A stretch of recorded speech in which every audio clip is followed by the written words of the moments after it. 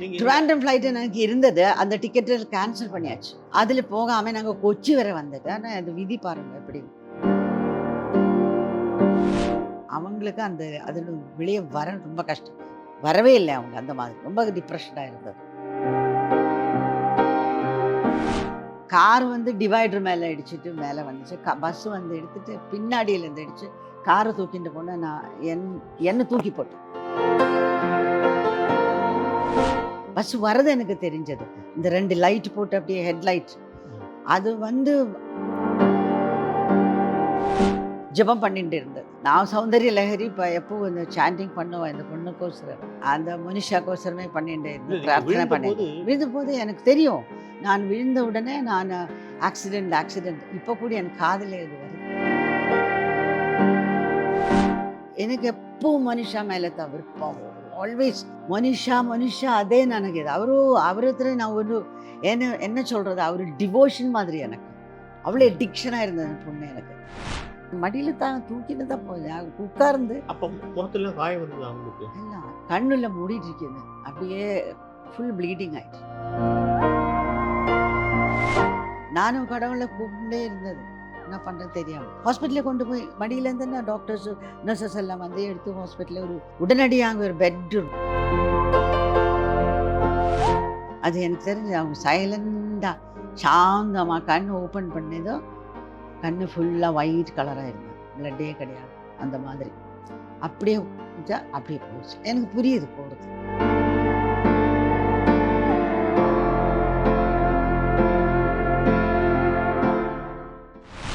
காலங்கள் எவ்வளோ வேகமாக ஓடிவிட்டாலும் சில துயரங்களை, சில காயங்களை அவ்வளோ சுலபமாக மறக்க முடியாது. அப்படிப்பட்ட ஒரு துயரம்தான் மோனிஷாவின் மரணம்.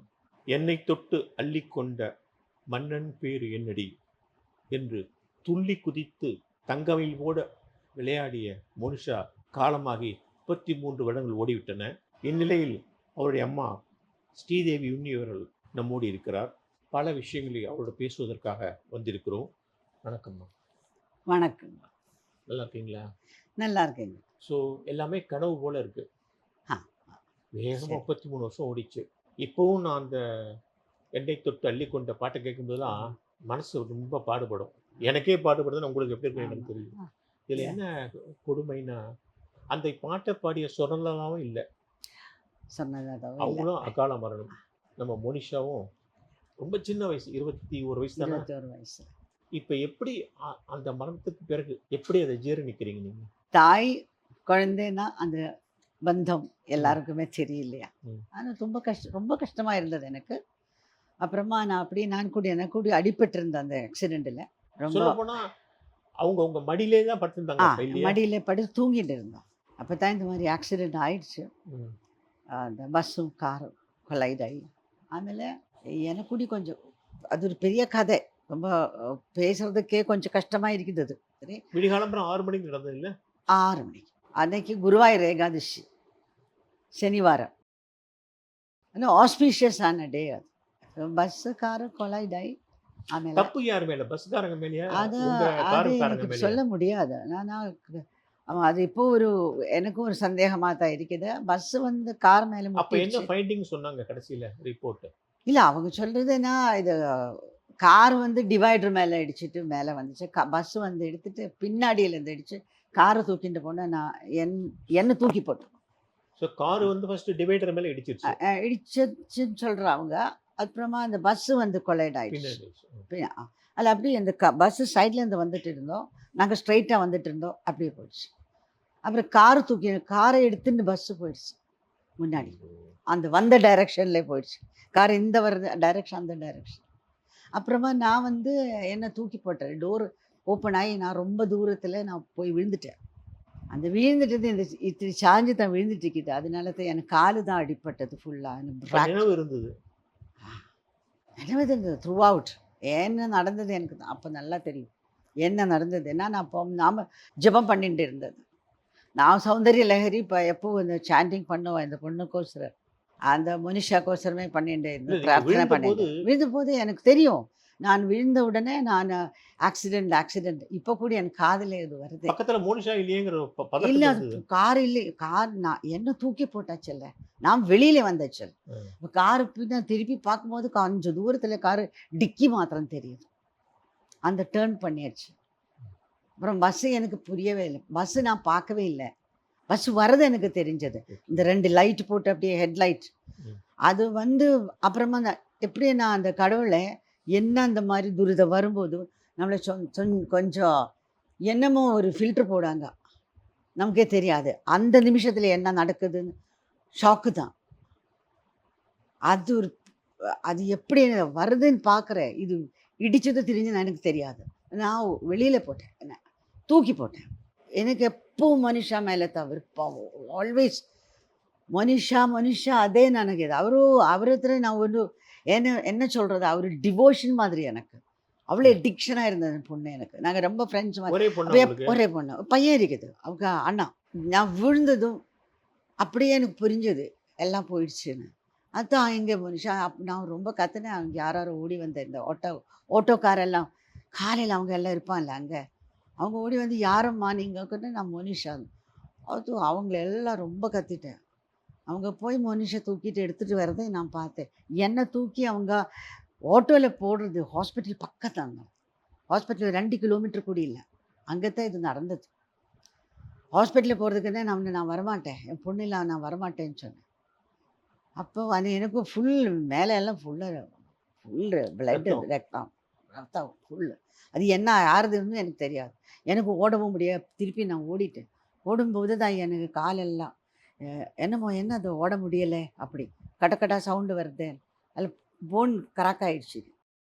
அப்படியே எப்படி ஓடுனப்போ அவங்க பிடிச்சிட்டேன். என்ன பிடிச்சோடனே அம்மா போவேன் இல்லை, அவங்க சரி நாங்கள் எடுத்துகிட்டு வரோன்னு சொல்லி யாரோ போய் எடுத்துகிட்டு வந்து என் மடியில் போட்டேன் ஓட்டோவில்.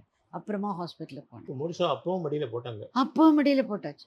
அது எங்கள் மடியில் தான் தூக்கின்னு தான் போகுது உட்கார்ந்து. அப்போ முகத்துல காயம் வருது அவங்களுக்கு? இல்லை ஐயா ಆ ಟೈಮಲ್ಲಿ அப்போ கண்ணில் மூடிட்டு இருக்குது, அப்படியே ஃபுல் ப்ளீடிங் ஆகிட்டு இருந்தது. ஃபுல் ப்ளீடிங் ஆகிட்டு எனக்கு தெரியாது எங்கேருந்து இதெல்லாம் வருதுன்னு. அந்த மாதிரி இல்லை, காலங்காத்தாலே அவ்வளோ சன்லைட் இல்லையா, பனி ஜாஸ்தி இருந்தது ஆ டைமில். இப்போ இங்கே சொல்கிறேன், இது பஸ்ஸு டிவைடர் ஸ்பீடோட டிவைடர் ஜம்ப் ஆகிருக்குது காரன்னு சொல்கிறாங்க. எனக்கு அது ஃபீல் ஆகலை. எனக்கு இது ஜம்ப் பண்ண நமக்கு ஃபீல் ஆகும்ல, அந்த ஜம்பெல்லாம் எனக்கு ஃபீல் ஆகலை. இது வந்து இடிச்சது தான் எனக்கு ஃபீல் ஆகுது. உங்கள் மடியில் வந்து படுத்து ஆஸ்பத்திரிக்கு போனாங்கல்ல, அப்போ வந்து மனுஷாவுக்கு நினைவு இருந்தது? நினைவு இருக்காது, இல்லை கம்ப்ளீட் இங்கே அடிப்பட்டதில்லை, ஒரே அடி, வேறு எங்கேயும் என்ன இல்லை, அப்படியே இடப்பட்டு. அப்புறம் எனக்கு புரிஞ்சது என்னமோ பெரிய விஷயம் இது, இப்போ நிற்க முடியாதுன்னு. அது எனக்கு நானும் கடவுளை கூப்பிட்டுட்டே இருந்தது, என்ன பண்ணுறது தெரியாமல். ஹாஸ்பிட்டலில் கொண்டு போய் நாங்கள் எங்கள் மடியிலேருந்து நான் டாக்டர்ஸு நர்சஸ் எல்லாம் வந்து எடுத்து ஹாஸ்பிட்டலில் ஒரு உடனடியாக ஒரு பெட்டு ரெடி பண்ணி அதில் படுக்க வச்சேன். அதுக்கு நானும் பக்கத்தில் போய் நின்னேன். நான் அப்படியே கூப்பிட்டு இருந்தேன், கண்ணு திறந்தேன், பேச அம்மா அது முடியலை. அது எனக்கு தெரிஞ்சு அவங்க சைலண்டாக சாந்தமாக கண் ஓப்பன் பண்ணதோ கண் ஃபுல்லாக ஒயிட் கலராக இருந்தது, பிளட்டே கிடையாது அந்த மாதிரி. அப்படியே அப்படியே போயிடுச்சு. எனக்கு புரியுது போகிறது, நான் பார்த்துட்டே இருக்குது, எனக்கு தெரியுது. ஆனால் அது ஒரு கடவுளை விஷயம் மாதிரி நான் எடுத்துட்டேன். அந்த அம்மா வந்து அம்மனோட ஒரு ரேஸ் வந்து அதுதான் அவங்க சொன்னேன். தலைநாள் நைட்டில் என்கிட்ட அந்த சொன்னேன், அப்படி சொன்னேன். என்னம்மா லைஃப் எனக்கு ஒரு உபதேசம் பண்ணுறேன். யார் சொன்னா? மோனிஷா. நாங்கள் நைட்டில் தூங்கும்போது பங்கஜ் ஹோட்டலில், இப்போ ட்ரிவாண்ட்ரம் பங்கஜ் ஹோட்டலில் இருந்ததில்ல, அப்போ அவங்க நைட்டில் தூங்கும்போது ஏன்னா பேசிட்டு பழகிட்டு இப்போ கலகலப்பாக இருப்போம், நம்ம எந்த தமாஷா பேசிட்டு இருந்தேன். அப்புறம் சொன்னாங்கிட்டாம்மா, நீங்கள் வந்து நல்லபடியாக சாப்பிடுங்கோ, நல்லா இதெல்லாம் குடிச்சு இப்போ சாப்பிட்டு நல்லா இருங்கோ, யாரையும் ஒன்று துரோகம் பண்ண வேண்டாம், தெரிஞ்சு பண்ணக்கூடாது, தெரியாமல் என்ன நடந்துச்சு அதனை பற்றி கவலைப்படாத, அதை அப்படியே விட்டுடு. அப்போ நான் ரொம்ப சிரித்தேன். ஆமாம்மா, இதென்னா அது சுப்பிரமணியனா, சிவனுக்கு ஓங்கார பொருளை, அதான் நான் சொன்னேன், ஓங்கார பொருளை சொல்லு அப்படி சொன்னேன். அப்போ அவளோட சிரிப்பது முதல் நாள் ராத்திரி டிசம்பர் 4th நைட் லாஸ்ட் பேசினது நான். உங்களுக்கு உபதேசம் பண்ற உபதேசம் பண்ண நான் பின்ன அப்போ நீ என்ன சுப்பிரமணியன் சிவனை சொல்லி கொடுக்குற சொல்லி அப்படி சொன்னேன். அப்போ அப்படி சொன்னேன் இதுதான் அப்படி தமாஷா. அவளும் டான்ஸர் இல்லை. இப்போ இப்படியெல்லாம் பண்ணி நாங்கள் டான்ஸ் பண்ணி தமாஷா பண்ணிட்டு அப்புறமா திருப்பி அங்கே போய் லாக் போடுறேன். இங்கே டோரு நான் அவளே போய் போடும்போது பின்னாடி திருப்பி பார்த்தேன். இப்போ நான் சொன்னேன் பின்ன இல்லையா உனக்கு தெரியாது நான் யாருன்னு சொன்னேன். மனிஷா சொல்கிறேன் உனக்கு தெரியாது நான் யாருன்னு. அப்போ நான் பின்ன இது வந்து மூகாம்பிகா தேவியோட ஒரு ரஷ்மி அப்படியே வந்து எனக்கு என் கையில் வந்தது இல்லையா. நான் தமாஷை பண்ணேன். ஆமாம்மா இது திருப்பி இருக்கேன். தெரியாது நான் மனிஷா. அதான் லாஸ்ட்டு சொல்லி இங்கே பிடிச்சிட்டு நைட்டு இங்கே பிடிச்சி மனிஷா நான் மனிஷா அப்படி சொன்னேன். அப்போ நம்ம சிரிச்சு வா தூங்கலாம். இதுதான் லாஸ்ட்டு. ஒரு நாள் குருவாயூர் ப்ரோக்ராம் கிடச்சிது டிசம்பர் 18க்கு. ஒரே தடவை ரிஹர்சலுக்கு வரலான்னு சொல்லி காலையில் நாங்கள் கன்ஃபார்ம் ஆகாத டிக்கெட் எடுத்து கொச்சியில் தான் ஃப்ளைட்டு. ட்ரிவாண்ட்ரம் பெங்களூர் ஃப்ளைட்டு இருந்த டிக்கெட் கன்ஃபார்மாக இருந்தது கையில். அது வேண்டாம் அது கேன்சல் பண்ணிவிட்டு காலையில் கிளம்பலாம்னு சொல்லிட்டு காலையில் அது காலங்காத்தாலேருந்து கிளம்பிட்டோம். நாங்கள் ட்ரிவாண்ட்ரம்ல எங்கே போகிறீங்க? கொச்சின் ஏர்போர்ட். கொச்சின் ஏர்போர்ட் போய் குருவாயூர் போகிறீங்களா? அல்ல ஏர்போர்ட் பெங்களூர் வர்றோம். ஏன்னா இங்கே ஆர்கெஸ்ட்ரா ரெடி இருக்குது. அடையார் லக்ஷ்மண் சாரத அவங்களது குரு. ஸோ ட்ரிவாண்ட்ரத்துலேருந்து இதுக்கு வரீங்க? ட்ரிவாண்ட்ரத்துலேருந்து கொச்சி வந்து கொச்சியிலேருந்து பெங்களூர்.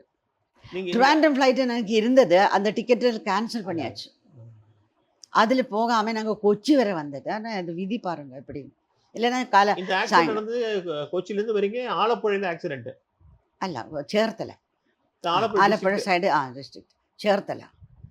ட்ரிவாண்ட்ரம் கொச்சின் ஃப்ளைட்டு அல்ல காரில் தான் வரணும் இல்லையா ஏர்போர்ட்டுக்கு. அப்போ அந்த ஏர்போர்ட்டுக்கு வரும்போது தான் இதெல்லாம் நடந்தது. அது காலங்காத்தால நான் 7 மணிக்கு என்ன இது ஃப்ளைட். அதுக்கு முன்னாடி அங்கே திரும்பிச்சு அங்கே வந்தது காலங்காத்தால ஒரு 6 மணிக்கெலாம் அந்த ஆக்சிடென்ட் ஆகிடுது. 6 o'clock அதே டைம் 6 o'clock. எனக்கு ஒரு இது இருக்குது ஹேபிட் இருக்குது. எப்போ மனுஷா கூட இருக்கும்போது எப்போ இப்படியே பார்த்துட்டே இருக்கேன் வாட்ச் டைம். எனக்கு அது ஒரு பழக்கம் இருந்தது சின்ன வயசுல. இந்த எப்போ இங்கே இருக்கும்போது இப்போ இதுக்குள்ளே இவன் இருந்தால் ஒரு 10 வாட்டி டைம் பார்த்துட்ருக்கேன். அப்போ நான் சும்மா பார்த்துட்டு இருந்தேன். எனக்கு ஞாபகம் இருக்குது நான் சும்மா பண்ணிட்டு இருந்தது இல்லை காலையில் இப்படி பண்ணதுன்னு 6 o'clock நினச்சி இது ஆக்சிடெண்ட் ஆகிடுச்சு. அது அப்படியே 6க்கு கொஞ்சம் முன்னாடி ஒரு 5 நிமிஷம் இருக்கும். அப்புறம் வந்து இங்கே போகும்போது ஒரு 6:10 போயாச்சு. போயாச்சு. இவரே விட்டாச்சு. அப்படி நாங்கள் ரொம்ப ரொம்ப க்ளோஸாக இருந்தது. ஃப்ரெண்ட்ஸ் மாதிரி இருந்தது. அதுக்கப்புறம் எனக்கு மேலே ரொம்ப கஷ்டப்பட்டு எப்படி தகவல் சொன்னீங்க? அப்புறம் பையன் வந்து துபாயில் இருந்தோம். பையனும் ஒய்ஃபும் துபாயில் இருக்குது. சின்ன குழந்தை இருக்குது. அவங்க அங்கேருந்து ஃப்ளைட்டுக்கு வந்தாச்சு. வந்து இப்போ நெக்ஸ்ட் டே நாங்கள் பெங்களூரில் வரணுமே. இது கொச்சியில் நடந்தது. பெங்களூர் தான் செட்டில் ஆகிட்டீங்க இல்லையா? பெங்களூர் 50 வருஷமாச்சு. அதான் அடிக்கடி. ஹஸ்பண்ட் நாராயணன் அங்கே இருக்காரு இல்லை? ஹஸ்பண்ட் இப்போ இல்லை. அவங்க போய் அங்கே இருந்தார். அவங்க வீட்டில் இருந்தது. நாங்கள் தான் ஷூட்டிங்க்கு போனோம். ஷூட்டிங் போய் வரும்போது தானே இது ஷூட்டிங் ஒரு 1 டே பிரேக் எடுத்தது. பிரேக்கை எடுத்துகிட்டு வந்தது. ஒரு ரிஹர்ஸ் பண்ணிவிட்டு நெக்ஸ்ட் டே வரேன்னு சொல்லிவிட்டு ரிஹர்ஸல் வந்துட்டு இருந்தது. பரதநாட்டியம் அது ஃபுல் ஆர்கெஸ்ட்ரா ரெடி ஆகிட்டு இருந்தது. அவள் அப்பாவை கூப்பிட்டு சொன்னேன், அப்பா ஆர்கெஸ்ட்ராலாம் ரெடி பண்ண சொல்லுங்க, நான் அங்கே காலையில் வர்றேன். காலையில் வந்து ஒரு 11:30 இன்னும் ஒரு 4 மணிக்குள்ளே இது பரதநாட்டிய கச்சேரி நிறைய பண்ணிகிட்டு இருந்தா டைமில். அப்போது பண்ணலாம் ரெடி பண்ணி வச்சுருங்க. அவங்க சொன்னேன் எல்லாம் ரெடியாக இருக்குது வாங்க. எல்லாம் ரெடி ஆகி நாங்கள் அது படிச்சு அதெல்லாம் ரிஹர்சல் முடித்து நெக்ஸ்ட் டே மார்னிங் திருப்பியும் ஷூட்டிங்கு போகலாம். அதுதான் இருந்தது. அப்படி நீங்கள் வந்து பரதநாட்டியம் டான்ஸர் இல்லையா? நான் மோகினி ஆட்டம். நீங்கள் மோகினி ஆட்டம். பரதநாட்டியம் எல்லாம் கற்றுக்கணும் சின்ன வயசில். ஆனால் எனக்கு மோகினி ஆட்டம் தான் ஜாஸ்தி பிரீத்தி ஜாஸ்தி. மோகினி ஆட்டம் அதே பிரியம். ஆமாம், தமிழ்நாட்டில் கோபிகா வர்மா இருக்காங்க. அதெல்லாம் என் பொண்ணோட வயசு பசங்க. அப்படியா? உங்களை பார்த்தா இவங்களும் கற்றுக்கிட்டாங்களா? மோனிஷாவும் பரதநாட்டியம் எல்லாம் அந்த அடையார் லக்ஷ்மண், பத்மினி, பிரியதர்ஷினி பழைய காலத்து ஒரு ஆக்ட்ரஸ். அவரு அந்த ஃபர்ஸ்ட் குரு மோனிஷாவோட. அப்புறமா 9 இயர்ஸ்லாம் அவளு அரங்கேற்றல முடிச்சாச்சு. அல்ல பெங்களூர், ஃபுல் பெங்களூர். பத்மினியும் அங்கே தான் இருந்தது பெங்களூரில். பத்மினி ராமச்சந்திரன் சொல்லுவா. பத்மினி பிரியதர்ஷினி அவர் ம். அவர் ஃபர்ஸ்ட் குரு. அப்புறமா 9 வயசுல அரங்கேற்றம் எல்லாம் முடிச்சுட்டு அப்புறமா லக்ஷ்மண் சார், அடையாள லட்சுமி. அடையார் லக்ஷ்மண் சார் சார் அங்கே கிளாஸ் எடுத்து நான் இங்கே கொண்டு வந்தேன். ஃப்ரெண்டு வீட்டில் தங்கி எனக்கு அவ்வளோ ஆசை டான்ஸு தான். இந்த பொண்ணு பரதநாட்டியம் இங்கே தான் தங்கியிருந்தாங்களா? இங்கே மெட்ராஸ்லேயே அவங்க அந்த ஹஸ்பண்டோட ஃப்ரெண்ட் இருந்தது. அவங்க வீட்டில் தங்கி அடையார் லக்ஷ்மண் சார் வீட்டில் போய் அங்கே பெரிய ஒரு அந்த காலத்தில் ஒரு பெரிய ஹாலெல்லாம் இருந்தது அவங்களுக்கு. ம். அங்கே தான் ப்ராக்டிஸ் நடந்தது. அப்பெல்லாம் என்ன வயசு இருக்கும் அப்போ மனிஷாக்கு வந்து 10 இயர்ஸ் 11 இயர்ஸ் அப்ப 10 சினிமா 11 உள்ள இயர்ஸ் ஒன்றும் வரல. அப்போ வரல. 14 இயர்ஸ்லாம் சினிமாவுக்கு வந்தேன். சினிமாங்கிறது நீங்க வந்து மலையாளத்தில் நிறைய நடிச்சிருக்கீங்கல்ல? மனிஷா போயதுக்கு பிறகு மனிஷா இருக்கும்போது கொஞ்சம் கொஞ்சம் அப்படியெல்லாம் எல்லாம் கெஞ்சி கேட்பா. அது கொஞ்சம் ஒரு ரோல் இருக்குது கொஞ்சம் பண்ணுங்க அம்மா அப்படி எப்படி சொல்லிகிட்டே இருக்கிறதுனால சரி கொஞ்சம் கொஞ்சம் பண்ணலான்னு. மனுஷ போகிறதுக்கு அப்புறம் தான் ஜாஸ்தி நடித்தது நான். அதுக்கப்புறம் தான் இவங்க எல்லாம் கூப்பிட்டு வந்தேன், நீ வீட்டில் இருக்காத, உங்கள் டேலண்ட் இருக்குது, இப்படியெல்லாம் ஆகக்கூடாது சொல்லிட்டு அவங்களெல்லாம் பயங்கர அன்பாக கூப்பிட்டு நான் பண்ணது. உங்களுக்கு அந்த மனசு ஒரு சேஞ்சாக இருக்கும். அதான் மலையாளத்தில் எத்தனை படம் பண்ணியிருப்பீங்க நீங்கள்? ஒரு 40 50 படத்துக்கு கீழே பண்ணியிருக்கிறேன். என்னென்னமோ நிறைய பண்ணியிருக்கிறேன். இப்போ தான் கொஞ்சம் கோவிடுக்கு அப்புறம் தான் இப்போ ஜாஸ்தி பண்ணல, ஒரு படம் தான் பண்ணியது கோவிடுக்கு ஆன பிறகு மம்முட்டி படம். நகட்சதங்கள் ஃபர்ஸ்ட். நகட்சதங்கள் அதான் வந்து இவங்க ப்ரொடியூஸ் பண்ணேன்னா இதில் தமிழ்ல பூக்கள் விடும் தூள். நட்சத்திரங்கள் வந்து எம்டி வாசுதேவ நாயர் ஸ்கிரிப்ட் இது போல இருக்கு. ஸ்கிரிப்ட் அவர் தான், கதை ஸ்கிரிப்ட் எல்லாம் எம்டி வாசுதேவன் ஹரிஹரன் சாரோட இது டைரக்ஷன் நகட்சதங்கள். இங்கே ஸ்ரீதர் யாரும் டைரக்ஷன், ஸ்ரீதர் ராஜா டைரக்ட் பண்ணியது. இங்கே ஆக்சுவலாக 16 வயசுலேயே வந்து அவங்க நேஷனல் அவார்டு வாங்குறாங்க. 14 வயசுல பெர்ஃபார்மன்ஸு. அப்புறமா அது வந்து ரிலீஸ் ஆகிறதுக்கு ஒரு வருஷம் முடிஞ்சிச்சு. அப்புறமா அது பிரசிடென்ட் வெங்கட்ராம் അദ്ദേഹം சார்ஜ் ஃபஸ்ட்டு ஆன உடனே ஃபஸ்ட்டு அவரது ப்ரோக்ராம் வந்தது நேஷ்னல் அவார்டு. அந்த நேஷ்னல் அவார்டு 17 இயர்ஸில் தான் அது கிடைச்சது கையில். ஆனால் பெர்ஃபார்மன்ஸ் வந்து 14 இயர்ஸில் 14 இயர்ஸ் பெர்ஃபார்மன்ஸுக்கு தான் அவங்க அவார்டு கிடச்சிருக்குது. அவங்க கையில் வந்தது 17 இயர்ஸ் ஆகுது. அதனால் எல்லாரும் 17 இயர்ஸ் 16 இயர்ஸ் தான் நினைக்கிறேன். 85ல் நடித்தது 87ல் தான் வந்தது, அதை கையில் வந்தது. அது அவங்க ஃபஸ்ட்டு ஒரு 1 இயருக்குள்ளே தான் ரிலீஸ் பண்ணணும். அப்போ 1 இயர் போட்டு தான் ரிலீஸ் பண்ணோம். ரிலீஸ் பண்ணிவிட்டு அப்புறமா இதை ரிலீஸ் பண்ணுறதெல்லாம் இந்த மாதிரி ஃபெஸ்டிவல்கெல்லாம் போனோம். அப்புறம் தானே ரிலீஸ். இது என்ன கொடுமை என்னென்னா எல்லாமே வந்து அவங்க ரொம்ப சீக்கிரமாகவே நடந்துருச்சு பாருங்க. நீங்கள் சொல்லியிருக்க அப்புறம் ஒரு 7 வருஷத்துலேயே அவங்க லைஃப் முடிஞ்சு போச்சு. எல்லாம் ஃபாஸ்ட்டாக ஒரு ட்ரீம் மாதிரி தான். எனக்கு அந்த பொண்ணு பிறந்ததுலேருந்து இது வரை ஒரு ட்ரீமாக தான், ஃபுல்லு ஒரு ட்ரீம். எனக்கு ஃபிலிமில் நடிக்கணும், எனக்கு பெரிய டான்ஸர் ஆகணும், இதெல்லாம் எனக்கு ரொம்ப ஆசை இருந்தது. சின்ன வயசுலேனா நாங்கள் எல்லாரும் அக்கா தங்கச்சி பிரதர்ஸ் எல்லாரும் இந்த கலையோட வளர்ந்தவங்க தான். அதெல்லாம் ஹாபி. அம்மா அப்பா எல்லாம் ரொம்ப என்கரேஜ் பண்ணி, என் அம்மா ரொம்ப இதெல்லாம் என்கரேஜ் பண்ணுவாள். அவங்க பெரிய சோஷியல் ஒர்க்கர் இருந்தது. இதிலெல்லாம் நல்லா பண்ணுவாள். அப்போ எனக்கு ரொம்ப ஆசை. உங்கள் ஃபேமிலியில் ஃபுல்லாகவே இருக்குது. டான்ஸு பாட்டு எல்லாம் ஆக்டிங் எல்லாம் இருக்குது. நாடகம் ட்ராமா அதெல்லாம் இருந்தது. ஆனால் எல்லாம் வந்து ஒரு அவங்க ஃபேமிலியோட உள்ளத்தான் இருந்தது. எல்லாம் வெளியில் ஒன்றும் பண்ணல, பெரிய லெவலில் பண்ணல, பெரிய அது போகிறதில்லை யாரும் அந்த காலத்தில். அப்புறம் எனக்கு சின்ன வயசில் ரொம்ப ஆசை இருந்தது, நடிகர் ஆகணும், அப்புறமா பெரிய டான்ஸர் ஆகணும், எல்லாம் ரொம்ப ஆசை இருந்தது. அப்புறமா எனக்கு 19 இயர்ஸில் கல்யாணம் ஆயிடுச்சு. அவன் ஹஸ்பண்டு கூடி வந்து அதே மாதிரி தான், அவரும் நல்லா பாடுவான். அப்போ அவர் பாடி நான் டான்ஸ் பண்ணுவேன். அப்படியெல்லாம் இருந்தது. நல்ல ஒரு லைஃபாக நல்லா இருந்தது. அப்போ இந்த பொண்ணு பிறந்ததுனாக்க எனக்கு இதே ஆசை, பாடணும், அவள் ஆடணும். ரொம்ப மோசமாக அவங்க அவங்க அவங்க 2013ல் தான் போனோம். அவங்களுக்கு அந்த அதில் வெளியே வர ரொம்ப கஷ்டம், வரவே இல்லை. அவங்க அந்த மாதிரி ரொம்ப டிப்ரெஷனாக இருந்தது. ரொம்ப டல்லாகிடுச்சு. ஏன்னா மகா அவர் ஒய்ஃபு மருமகா அவரெல்லாம் இவங்களை ரொம்ப இது பண்ணுவாள், என்கரேஜ் பண்ணுவாள், ரொம்ப ஹாப்பியாக. நான் அவங்களுக்கு லாஸ்ட் வரை அவங்களுக்கு அதே அப்புறமா அவர் விங்கி வருவான். எனக்கு பேசுகிறதே பயம் அவங்கக்கிட்ட. நாங்கள் தான் இந்த விஷயமே பேச மாட்டேன் வீட்டில். பெரிய பிரச்சனை இருக்கு எனக்கு. நான் தான் அவங்கள கூடி சமாதானம் பண்ணணும், அந்த மாதிரி ஆயிடுச்சு. அப்போ என் கதி என்ன, அவங்களுக்கு தைரியமே இல்லாமல் ஆயிடுச்சு. அப்புறம் அவங்க அவ்வளோ க்ளோஸாக இருந்த சின்ன பொண்ணு அவங்களுக்கு ரொம்ப பெங்களூர் பிஸ்னஸ் பண்ணியிருந்தாரு. அவங்க பெங்களூரு ஃபஸ்ட்டு வந்து அவர் மோதி கான்டினென்டல் டயர்ஸ், ஆ. அது கர்நாடகா மேனேஜர் இருந்தது, ஃபுல் ம். கர்நாடகா. ம். அப்புறமா சொந்தமான பிஸ்னஸஸ் நம்ம ஸ்டார்ட் பண்ணோம். நானும் கூடி ஒரு ஆண்டர்பிரினராக இருந்தது. நான் பிஸ்னஸ் கூட பண்ணியிருந்தது, அந்த ம். ஃபேக்ட்ரியில் வச்சுட்டு ம். இருந்தோம். அந்த டைமில் இதெல்லாம் அதுக்கு அப்புறம் மனுஷபத்துக்கு அப்புறம் எல்லாம் கொஞ்சம் விட்டுருச்சு. பொட்டிக்கு டிசைனிங் எல்லாம் பண்ணியிருக்கிறேன் நான். ஓஹோ! எப்போ ம். அப்புறமா டிசைன் ஸ்கூல்லலாம் போய் மனுஷ போன பிறகு அவங்க சொன்னாப்பா டிசைன் ஸ்கூலுக்கு வந்து அங்கே போய் ஒரு கோர்ஸ் பண்ணிட்டேன். அப்புறமா எக்ஸிபிஷன் டெய்லரிங் பண்ணுறதுக்கு எல்லாம் ஆளை வச்சு அப்புறமா எக்ஸிபிஷன் துபாய், மகா துபாயில் இருந்ததில்ல. சரி அம்மா இங்கே வந்து ஒரு எக்ஸிபிஷன் பண்ணுங்கன்னா அங்கே போய் எக்ஸிபிஷன் எல்லாம் அந்த பையன் தான் எனக்கு ரொம்ப இப்படி இந்த சக்திக்கு காரணம் அவரே. பையன் இப்பயும் துபாயில தான் இருக்காரா? பெங்களூரில் இல்லை, இப்போ பெங்களூரில் இருக்குது. பெங்களூர் வந்தாச்சு.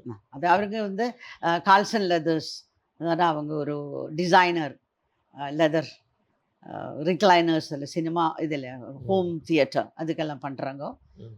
கஸ்டம் மேட் ஆகி அதான் அவங்க இப்போ இப்போ இருக்குது. பார்த்தீங்கன்னா கேரளாலேருந்து இங்கே வந்து நிறைய ஸ்டார் ஆயிருக்காங்க. பெண்களும் சரி, Yes, பாடகிகளும் yes, சரி. yes, yes. இன்னைக்கு வந்து மோனிஷா இருந்திருந்தான்னா பெரிய டாப் ஸ்டார் இருந்திருப்பாங்க. ஏன்னா கேரளாலேருந்து நிறைய பேர் சொல்லுவாங்க, ஊர்வசியிலேருந்து ஆரம்பிச்சு நயன்தாரா, அதுக்கப்புறம் அந்த எண்ணம்லாம் உங்களுக்கு தெரியாது. மனசுல வருமா? எனக்கு அப்படி வராது. ஏன்னா நான் ரொம்ப ஸ்பிரிச்சுவலாக போயிட்டோம் அப்புறம். ஏன்னா ரொம்ப ஸ்பிரிச்சுவலாக ஆத்மீயமாக போயிட்டோம். ம். எனக்கு தெரியாது அந்த மாதிரி அவங்க நம்ம பாவி ஒன்றும் பிரவச்சிக்க முடியுது இல்லையே. இப்படி ஆகும் அப்படி ஆகும் எல்லாம். நான் அவங்களும் ஒரு வாட்டி ஆக்சிடென்ட் ஆன பிறகு பெட்ரிடன் ஆயிடுனால ஏன் பண்ணுறது, என்ன பண்ண முடியும்? அந்த மாதிரி பொண்ணாங்க எனக்கு தெரியும். அந்த பொண்ணு கார் ஆக்சிடென்ட் ஆகி ஃபுல்லாக கான்ஷியஸ் ஆகிருக்குது, ஆனா நகர முடியாது. ஒன்றும் முடியாது. அப்புறம் அது கான்ஷியஸ் ஆன என்ன சங்கடமாக இருக்கல. எனக்கு அந்த பொண்ணு அப்படி வாழறதுக்கு எனக்கு இஷ்டமே இல்லை. நான் அப்படியே பிரார்த்தனை பண்ணிட்டேன் ரொம்ப இப்படியெல்லாம் இப்படி எனக்கு கிடச்சிட்டு என்ன பிரயோஜனம், இதே பார்க்குறேன். எனக்கும் நான் ஃபுல்லு இதில் இருக்குது, யாரது ரத்தம் எனக்கு தெரியும். உங்களுக்கு எங்கெங்கெல்லாம் அடிபட்டது? ஃபுல்லா எனக்கு 2 பாடியில? கால் இல்லை 2 கால். அதெல்லாம் லக்கு. அதை என் டாக்டர் சொல்கிறேன், உங்களுக்கு ஸ்பைனு கூட இது எஸ்கேப் பண்ணிட்டேனே,